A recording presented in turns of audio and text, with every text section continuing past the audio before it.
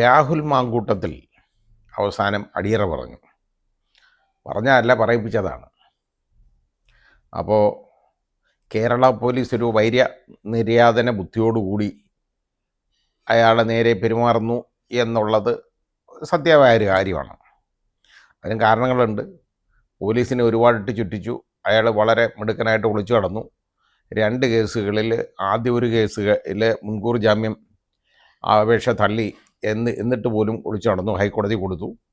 2ാമത്തെ കേസിൽ മുൻകൂർ ജാമ്യം അനുവദിച്ചു. അതുപോലെ ആദ്യത്തെ കേസിലും ഹൈക്കോടതി മുൻകൂർ ജാമ്യം അനുവദിച്ചു. അപ്പോൾ അറസ്റ്റ് ബുദ്ധിമുട്ടാണ്. ഇത്രാം തീയതി ഹാജരാവണം എന്നൊരു നിബന്ധനയോട് കൂടിയാണ് അത് കൊടുത്തേക്കുന്നത്. ആൻറ്റിസിപ്പേറ്ററി മുൻകൂർ ജാമ്യം കൊടുത്തത്. അപ്പോൾ ജാമ്യം ഹാജരായി കഴിഞ്ഞാൽ അയാളെ അറസ്റ്റ് ചെയ്താൽ അയാളെ ജാമ്യത്തിൽ വിടണം എന്നുള്ളതാണല്ലോ മുൻകൂർ ജാമ്യം വരുന്നത്. അപ്പോൾ അങ്ങനെ പോലീസിന് അതൊരു വലിയ നാണക്കേടായിട്ട് മാറി. ഒരുപാട് ശ്രമിച്ചതാണ് എങ്ങനെയെങ്കിലും ഇയാളെ പിടിച്ചന്ന് അകത്തിടണം ഈ തദ്ദേശ സ്വയംഭരണ സ്ഥാപനത്തിലെ തെരഞ്ഞെടുപ്പിന് മുമ്പ്. അത് നടന്നില്ല. അത് കഴിഞ്ഞിനിയിപ്പോൾ ഇതിനൊക്കെ ഓരോ കാര്യങ്ങൾ നമ്മളൊന്ന് നോക്കണം. ഇയാൾ ചെയ്തു വച്ചേക്കുന്ന ഓരോ പണി അയാൾ തന്നെ കുഴി തോണ്ടിയതാണ്. അയാൾക്ക് ധാരാളം സ്ത്രീകളുമായിട്ടുള്ള ബന്ധം. വിവാഹിതനല്ല. പക്ഷേ കാണുന്ന പെണ്ണുങ്ങളെല്ലാം പ്രേമിക്കുക എന്നുള്ള രീതിയിൽ അങ്ങ് പ്രേമം നടിക്കുക, അവരെ അതിന് ഈ വശീകരിക്കാനായിട്ട് അവരെ ലൈംഗിക ബന്ധത്തിന് വശംവദരാക്കുക എന്നുള്ള ഒരു ഇടപാടിന് ഇയാളങ്ങിറങ്ങും. എല്ലാവരുടെ അടുത്തും പറയുന്ന ഒരേ ഒരു പല്ലവി എന്ന് പറയുന്നത് ഇയാൾക്കൊരു കുഞ്ഞ് വേണം. വലിയ അത്യാവശ്യമാണ് കേട്ടോ, ഇവന് കുഞ്ഞ് വേണം എന്നും പറഞ്ഞു. ഒരു പെണ്ണ് ഗർഭിണിയായി. ഇതിനെല്ലാം ഈ കൂടുതൽ ഇവർ ഈ സ്വാധീനിക്കപ്പെടുന്ന പെണ്ണുങ്ങളെന്ന് പറയുന്നത് കൂടുതലും അവിവാഹിതരല്ല, വിവാഹിതരാണ്. വിവാഹബന്ധം എന്നിട്ട് ഏതെങ്കിലും വിധത്തിൽ തകർന്ന ആളുകൾ ഇയാൾ നോക്കിയെടുക്കും. കാരണം വൾണറബിളായിട്ടുള്ള ഇരകളെ, വിക്ടിമിനെ കണ്ടുപിടിക്കാൻ ഇയാൾ മിടുക്കനാണ്. അങ്ങനെ കണ്ടുപിടിച്ചാണ് 2 എണ്ണത്തിനെ ഇയാൾ നോക്കിയത്. രണ്ടാമത്തത് ഇല്ല, ബാംഗ്ലൂരിലെ പെൺകുട്ടി എന്ന് പറഞ്ഞത് വിവാഹിതയല്ല. 3ാമത് ഒരെണ്ണം ഇപ്പോൾ ഇയാൾ അറസ്റ്റിലായപ്പെട്ടത് എന്ന് പറയുന്നത് യഥാർത്ഥത്തിൽ അതിനകത്ത് എന്ത് ഒഫൻസ് നിൽക്കും എന്നുള്ളത് നമുക്കത് കണ്ടറിയേണ്ട കാര്യമാണ്. ഇയാളെ അറസ്റ്റ് ചെയ്യത്തക്കൊണ്ടുള്ള ഗ്രൗണ്ട്സൊക്കെ അതിനകത്തുണ്ടോ എന്നുള്ളത് ചിന്തിക്കേണ്ടതുമാണ്. കാരണം ഇതിൻ്റെ കാര്യങ്ങൾ ഇപ്പോൾ ആ സ്ത്രീ ഏതായാലും അവരുടെ ഐഡൻറ്റിറ്റി വെളിവാക്കി ഇങ്ങ് വരാൻ അവർ തീരുമാനിച്ചു. അവർ കാനഡയിലാണ്, 31കാരിയാണ്, കാനഡയിൽ ജോലി ചെയ്യുകയാണ്. അപ്പോൾ അത് ഭർത്താവിനുമായിട്ടുള്ള അകന്ന് കഴിയുന്ന ഒരു സ്ത്രീയാണ്, വിവാഹമോചിതയാണ്. അപ്പോൾ അവരുമായിട്ട് ഇയാൾ ആ സ്ത്രീയുമായിട്ട് വളരെ അടുത്തെന്ന് പറഞ്ഞു കഴിഞ്ഞാൽ ചാറ്റിങ്ങും ചീറ്റിങ്ങും ഒക്കെ അങ്ങ് തുടങ്ങി. എല്ലാം റെഡിയായി, സംസാരവും ഒക്കെ ഇഷ്ടം പോലെ. ആദ്യം അതിനെ വിളിച്ചു. എന്തോ അത് തെറ്റി. അത് പറയുന്നത് അത്ര വിശ്വസനീയമായൊരു കാര്യമൊന്നുമല്ല. കാരണം ഒരു രാഹുൽ എന്ന് പറയുന്ന അതിൻ്റെ ഒരു സുഹൃത്ത് കൂടെ പഠിച്ചിരുന്ന ഒരു ആളിനേതോ ഒരു മെസ്സേജ് അയച്ചപ്പോൾ അത് തെറ്റി ഇയാൾക്ക് പോയെന്ന് കേട്ടോ. ഒരു രാഹുലിനെ അയച്ചത് രാഹുൽ മാങ്കൂട്ടത്തിന് പോയെന്ന് കേട്ടോ. അതാണ് സംശയം. ചിലപ്പോൾ ഈ രാഹുൽ മാങ്കൂട്ടത്തിൻ്റെ ഫോൺ നമ്പർ ആരോ കൊടുത്തനുസരിച്ച് ഇത് സ്റ്റോർ ചെയ്തിരുന്നെന്ന്. അപ്പം ഇയാളെ വളരെ ഇഷ്ടമാണ് ആളുകൾക്കൊക്കെ കേട്ടോ. അപ്പോൾ അതിപ്പോഴാണ് ഞാൻ മനസ്സിലാക്കുന്ന. കാരണം ഇയാളെ സൗന്ദര്യവർദ്ധക സാധനങ്ങളൊക്കെ ഈ സ്ത്രീയുടെ കയ്യിൽ നിന്ന് വാങ്ങിച്ചിട്ടുണ്ട്. സൺക്രീം, അതുപോലെ ഫേസ് ക്രീം, പല ക്രീമും ഒക്കെ ഇട്ട് ഇങ്ങനെ സുന്ദര കുട്ടപ്പനായിട്ട് ഇങ്ങനെ നടന്ന് പെണ്ണുങ്ങളെ വളയ്ക്കാനായിട്ട് നടക്കുകയാണ്. അതാ ജോലി. പൊതുജന സേവനം എന്നുള്ള ലേബല്. ഇയാൾക്ക് പൊതുജന സേവനത്തിന് എവിടെ സമയം കിട്ടും? ഈ ഒരേ സമയം ഇതേപോലെയുള്ള ഒരുപാട് പെണ്ണുങ്ങൾക്ക് മെസ്സേജ് അയച്ചുകൊണ്ടിരിക്കുകയാണ് ഇയാൾ. ഈ മെസ്സേജൊക്കെ അയക്കണമെങ്കിൽ എന്തുമാത്രം സമയമെടുക്കും? അത് നമ്മളൊന്ന് നോക്കേണ്ട ഒരു കാര്യമാണ്. ഇപ്പോഴത്തെ ഈ പെൺകുട്ടിക്കാണെന്നുണ്ടെങ്കിൽ അതിന് അയച്ചേക്കുന്ന മെസ്സേജുകൾ എന്നൊക്കെ പറഞ്ഞ് ഒരുപാട് ഭീഷണി സന്ദേശമാണ്. നാട്ടിൽ വരുമ്പോൾ ഇനി ഞാൻ കുറേ ആളുകളുമായിട്ട് ഇതിൻ്റെ വീട്ടിലോട്ട് വരുമെന്ന് എന്ന് പറഞ്ഞാൽ എന്തോതിനാണെന്ന് അറിഞ്ഞുകൊണ്ട് ഇനി കല്യാണാലോചനയ്ക്കായിരിക്കും ചിലപ്പോൾ. കുറേ ആളുകളെന്ന് പറഞ്ഞാൽ കുടുംബക്കാരുമായിട്ട് പോകുന്നൊന്നും അതിൽ പറഞ്ഞില്ല. കുറേ ആളുകളുമായിട്ട് അങ്ങോട്ട് വരും. കൊള്ളാം, നല്ല കാര്യമാണ്. പിന്നെ അതുകൂടാതെ വേറെ ഇതേപോലുള്ള കാര്യങ്ങളാണ് ഈ പറഞ്ഞുകൊണ്ടിരിക്കുന്നതൊക്കെ. എന്നിട്ട് നല്ല ഭീഷണി. നീ താങ്ങത്തില്ല, ഞാൻ താങ്ങും, പക്ഷേ നീ താങ്ങത്തില്ല. ഇതൊക്കെയാണ്. അതായത് ഉണ്ടായാൽ ഇനി എന്നെ വന്നാൽ ഞാനതിനെ നേരിടും. എന്നൊക്കെ പറഞ്ഞ് വളരെ ഭീഷണി സന്ദേശങ്ങളാണ്. അത് മുഴുവൻ നാണ്ട ഏഷ്യാനെറ്റ് ആ ന്യൂസ് ചാനലിൽ എഴുതി കാണിച്ചുകൊണ്ടിരിക്കുക, ആ ഭീഷണി സന്ദേശങ്ങളെല്ലാം. അതെല്ലാം ഇപ്പോൾ പോലീസ് തന്നെ പുറത്തു വിടുന്ന, അല്ലാതെ ഇത് കിട്ടത്തില്ലല്ലോ. ഏതായാലും അങ്ങനെ ഒരു സംഭവം ഉണ്ടായിട്ടുണ്ട്. അത് പിടുത്തം വീണു. എന്നിട്ടത് പറയുന്നത് ഈ സ്ത്രീ ഗർഭിണിയായെന്ന്, ഇയാളുമായിട്ടുള്ള ബന്ധത്തിൽ. അപ്പോൾ ഗർഭിണിയായി, അപ്പോൾ കുഞ്ഞു വേണം ഇയാൾക്ക്. പക്ഷേ ആ ഗർഭം തന്നെത്താൻ അത് അബോർഷനായിപ്പോയെന്ന്. എന്നിട്ട് ആ അബോർഷനായിപ്പോയ ഫീറ്റസിൻ്റെ സാമ്പിള് ഈ പെൺകുട്ടി എടുത്ത് സൂക്ഷിച്ചേക്കുക. അപ്പോൾ ഇതിൻ്റെയൊക്കെ സ്വഭാവം ഒന്ന് ആലോചിച്ച് നോക്കിക്കോളൂ. എന്തിനാണെന്നറിയോ? DNA നടത്തി എവനാന്ന് കണ്ടുപിടിക്കാൻ. എന്നിട്ട് ഇയാളെ DNAക്ക് നോക്കാനായിട്ട് ഇയാളെ ബ്ലഡ് സാമ്പിൾ പോലീസ് എടുക്കുകയും ചെയ്തു. ആശുപത്രി കൊണ്ടുപോയപ്പോൾ ഇപ്പോൾ എടുത്തു. കാരണം ഇത് DNA ഒത്തു നോക്കാനായിട്ട്.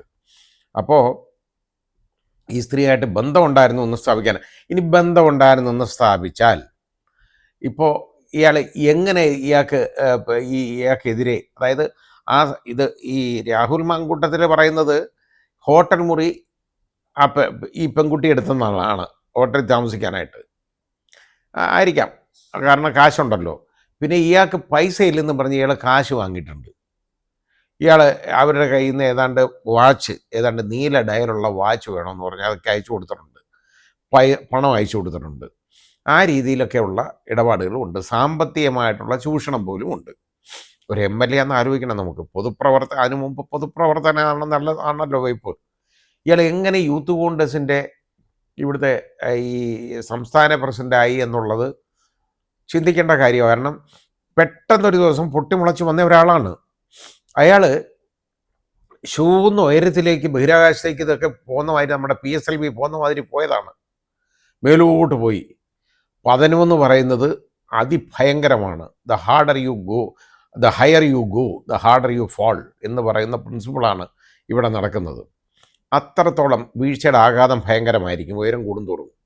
ഇപ്പോൾ ഇത് വളരെ വലിയ വീഴ്ചയാണ്. അയാളെ പിടിച്ചുകൊണ്ട് പോകുന്നു. ഇപ്പോൾ അയാളുടെ മുഖത്ത് ആ കോൺഫിഡൻസ് ഒന്നും കാണാനില്ല. പടങ്ങളൊക്കെ കാണുമ്പോൾ ജയിലിൽ ഇയാൾക്ക് ഈ സുരക്ഷയുടെ ഭാഗമായിട്ടായിരിക്കും അയാളെ ഒരു സെല്ലിൽ അയാളെ ഒറ്റയ്ക്ക് പാർപ്പിച്ചേക്കാണ്. ഇനി അപ്പോൾ ഇവിടെ എറണാകുളം ജില്ലാ ജയിലിൽ. അപ്പോൾ ഇത് ഏതായാലും ശരി, ഇങ്ങനെയൊക്കെയുള്ള എറണാകുളമല്ല, തിരുവല്ല മറ്റോ ആണ്, ജയിലിലാണ്. പത്തനംതിട്ട ജില്ലയിലാണല്ലോ ഈ സംഭവം. അപ്പോൾ ഇത് വളരെ ബുദ്ധിമുട്ട് ഇയാൾക്ക് ഉണ്ടാക്കുന്ന ഇടപാടുകളാണ്. അയാളുടെ രാഷ്ട്രീയ ഭാവി ഇതോടുകൂടി തീർന്നു. അപ്പോൾ ഇതിനകത്ത് പ്രശ്നം എന്താണെന്നറിയോ? ആദ്യം ഇങ്ങനെ ഒരു അലിഗേഷൻ വന്നപ്പോൾ അതിനകത്ത് യഥാർത്ഥത്തിൽ വളരെ സ്ട്രോങ് ആയിട്ട് ഇയാൾക്കെതിരെ നിന്നത് VD സതീശനാണ്. കാരണം VD സതീശന് അത് ഉറപ്പുണ്ടായിരുന്നു. അതാ കാര്യം. VD സതീശൻ പറഞ്ഞു ഇനി എന്തായാലും ശരി, അയാളെ അടുപ്പിക്കുന്ന പ്രശ്നമില്ല എന്ന് പറഞ്ഞു. ഏതായാലും അയാൾ തന്നെത്താനാണ് യൂത്ത് കോൺഗ്രസ് പ്രസിഡന്റ് സ്ഥാനം രാജിവെച്ചു. അത് കഴിഞ്ഞതിന് ശേഷം ഇയാളെ പാർട്ടിയുടെ ഈ പ്രാഥമിക അംഗത്തിൽ നിന്ന് ഇയാളെ പാർട്ടിയിൽ നിന്ന് സസ്പെൻഡ് ചെയ്തതാണ്. അപ്പോൾ അപ്പോഴത്തേക്ക് എന്താ, അടുത്ത കേസും വഴക്കും വക്കാണമൊക്കെ ആയി. പിന്നെ നോക്കിയപ്പോൾ ഇവർ അയാളെ പാർട്ടിയിൽ നിന്ന് പുറത്താക്കി. ഇപ്പോൾ ഇയാൾ പാർട്ടിക്ക് പുറത്താണ്. പക്ഷേ ഈ പാർട്ടിക്ക് പുറത്ത് ആൾ ചെയ്യുന്ന പരിപാടി എന്താണ്? ഇയാളുടെ കൂടെ കുറച്ച് ആളുകൾ നടപ്പുണ്ട്. ഇന്ന് കൂടെ നടക്കുന്നവരൊക്കെ ഞരമ്പ് അല്ലെങ്കിൽ ഇങ്ങനെ വരത്തില്ല, ഇങ്ങനെ നടക്കത്തില്ല. അപ്പം അവർ എല്ലാം കൂടി ഇയാളെ ചുമന്നുകൊണ്ട് നടന്നിട്ട് ഇയാൾ നിയമസഭയിൽ വരരുതെന്ന് ഇയാൾക്ക് ഒരു അൾട്ടിമേറ്റം കൊടുത്തിട്ട് അയാൾ നിയമസഭയിൽ പോയി. അതിനെ കൊണ്ടുപോയത് പോലും കോൺഗ്രസ്സുകാരാണ് ഇയാളെ അവിടെ വരെ കൊണ്ടുപോയേക്കുന്നത്. അത് കഴിഞ്ഞ് ഈ ഇലക്ഷൻ്റെ കാര്യം വന്നു. ഈ തദ്ദേശ സ്വയംഭരണ സ്ഥാപനത്തിൽ തിരഞ്ഞെടുപ്പ് വന്നപ്പോൾ അതിന് ഇറങ്ങി അങ്ങ് പ്രവർത്തിക്കാൻ തുടങ്ങി. അന്നാണ് ഈ കേസ് വളരെ ഊർജിതമായിട്ട് അങ്ങ് മാറി. അതോടുകൂടിയാണ്. ഇല്ലെങ്കിൽ ഇത് ഒന്നടങ്ങിയിരുന്നതാണ്. ഇയാൾ തന്നെ അതിന് വളം വെച്ചു. ഇനിയിപ്പോൾ എന്താ, ഇതൊന്നും പോരാ. ഇയാൾക്ക് പോരാന്ന് പറഞ്ഞു കഴിഞ്ഞാൽ ഇയാൾക്ക് ഇനി ഇപ്പം ഇലക്ഷനിൽ മത്സരിക്കണം, നിയമസഭാ തെരഞ്ഞെടുപ്പിൽ ഇയാൾക്ക് മത്സരിക്കണം. കിട്ടിയതൊന്നും പോരെ ഇയാൾക്ക് കേട്ടോ. കാരണം ഈ പെണ്ണുങ്ങളെല്ലാം മുളച്ചെടുത്ത് ഈ കുഴപ്പമൊക്കെ മുഴുവൻ ഉണ്ടാക്കി, നാണക്കേടുണ്ടാക്കി, ഇത്രയും നാറ്റ കേസ്, എന്നിട്ട് മത്സരിക്കണം. അതിന് ആദ്യം വിജയ് കുര്യൻ പറഞ്ഞു ഇയാളെ ഒരു കാരണവശാലും ഇയാളെ മത്സരിപ്പിക്കരുതെന്ന് പറഞ്ഞു. ഈ പറയുന്നവർക്ക് പിറ്റേന്ന് മാറി പറയാൻ ഇവർക്ക് യാതൊരു ഉളുപ്പും ഇല്ല എന്നുള്ളതാണ്. ഉടനെ ഇയാൾ പി ജെ കുര്യൻ്റെ ചെവിയിൽ ഏതാണ്ട് കൂടാന്ന് പറയുന്നത് കേട്ട് നമുക്ക് കാണാമായിരുന്നു. അത് കഴിഞ്ഞതിന് ശേഷം പി ജെ കുര്യൻ മാറ്റി അയാളെ മത്സരിപ്പിക്കണം. അയാൾ മത്സരിക്കുന്നുണ്ട്, എന്താ കുഴപ്പം? അങ്ങനെ ആയി. കോൺഗ്രസിൽ ഇല്ലാത്ത ഒരുത്തൻ കോൺഗ്രസിൻ്റെ സ്ഥാനാർത്ഥിയായിട്ട് മത്സരിക്കണമെന്ന് പറയുന്ന വിവരക്കേട് നമ്മളൊന്ന് ആലോചിച്ച് നോക്കിക്കോളൂ. അപ്പം അങ്ങനെയുള്ള ആളുകളും ഉണ്ട് ഇതിനകത്ത്. അതാണ് നമ്മൾ കണ്ടത്. അപ്പോൾ ഇവർക്കൊക്കെ ഓരോ ദിവസവും പറയുന്നതിന് ഒരു അത് മാറിപ്പറയാൻ യാതൊരു മനപ്രയാസമില്ല. അതാണ് രാഷ്ട്രീയക്കാർ. നമ്മളതാ കാണേണ്ടത്. ഇപ്പോൾ ഇത് ഇനിയിപ്പോൾ സംഭവം എന്താ? ഇപ്പോൾ ഇയാൾക്ക് മത്സരിക്കണമെന്ന് പറഞ്ഞു. അപ്പോൾ അയാൾ മാത്രമല്ല ഒരു ഭീഷണി. ഇപ്പോൾ സ്വതന്ത്രമായിട്ട് അയാൾ മത്സരിച്ചാൽ ഞാൻ ജയിക്കുന്നു അവിടെ പാലക്കാട് എന്ന് പറഞ്ഞാൽ ഇയാൾക്ക് ഈ വോട്ട് കൊടുക്കുന്നവന്മാരൊക്കെ ആരാണെന്നുള്ളത് നമ്മളൊന്ന് തിരിച്ചറിയണം.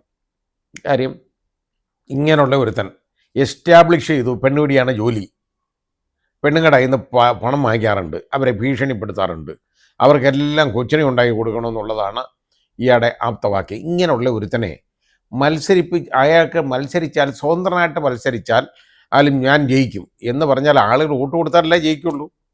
ഇയാൾക്ക് വോട്ട് കൊടുക്കാൻ പോകുന്നവന്മാരാരാ ഒന്ന് ആലോചിച്ച് നോക്കിയുള്ളൂ. നമുക്ക് ഇയാൾക്ക് വേണ്ടി പറയാൻ ഇപ്പോഴും ആളുകളുണ്ടെന്നുള്ള ഒന്ന് നമുക്ക് തിരിച്ചറിയണം. ഇയാൾ നിരപരാധിയാണ്, അയാൾക്ക് പോലും അങ്ങനെ ഒരു കേസിൽ അയാൾ നിരപരാധിയാണ്.